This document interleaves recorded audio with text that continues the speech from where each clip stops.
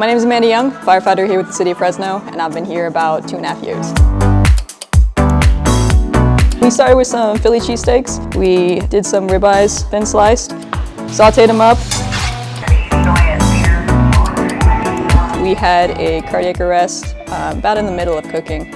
We've gone for about a half hour. It's a good, mental practice to be able to put a pause to what you're doing and go handle the call and then be able to come back and resume right where you were.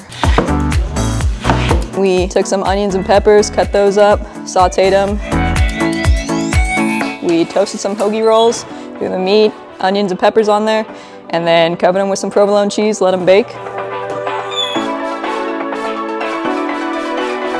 We also had some roasted potatoes on the side, and then we did a fruit salad with red grapes and apples. I actually learned it from one of the guys on the job. That's one of the cool things about coming up in this department is that we have a lot of really good knowledge and a lot of really good senior guys that are willing to pass on that knowledge.